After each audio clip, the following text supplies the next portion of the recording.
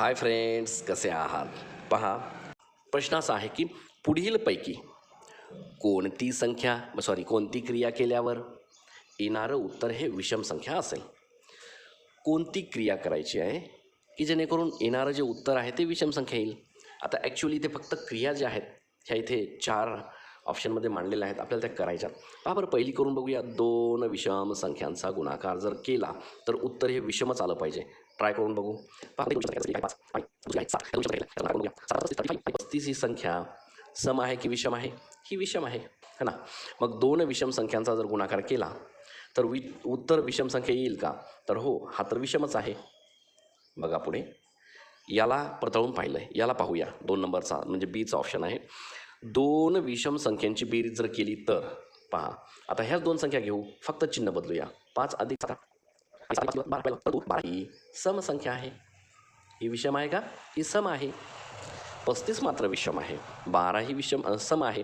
त्यामुळे आपल्याला काय पाहिजे की विषम संख्या हे उत्तर आलं पाहिजे.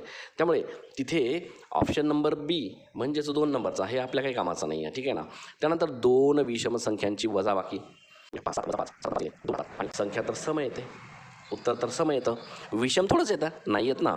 म्हणून विषम हे उत्तर आलं पाहिजे. त्यामुळे हा सी नंबरचा जो काही ऑप्शन आहे तो पण आपल्या काहीच कामाचा नाही आहे. एक सम एक विषम संख्या यांचा गुणाकार. आता सम आणि विषम, मग ही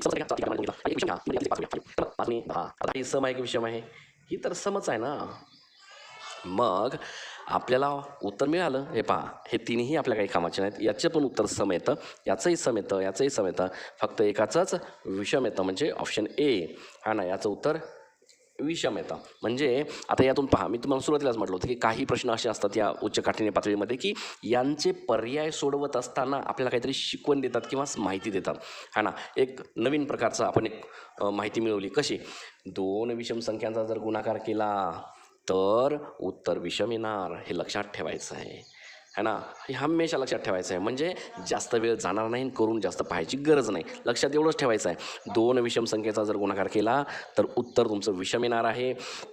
2 विषम संख्येची जर बेरीज केली तर उत्तर तुमची सम येणार आहे. 2 विषम संख्येची जर वजाबाकी केली तरीही तुमचं उत्तर समच येणार आहे. आणि एक सम आणि एक विषम अशा प्रकारे 2 वेगवेगळ्या संख्यांची जर काही यांनी गुणाकार केला किंवा आपण गुणाकार केला तरीही उत्तर समच येणार आहे. म्हणजे ठीक आहे, लिहून घ्या व्यवस्थित आणि नंतर पाहणार आहोत समोरील प्रश्न.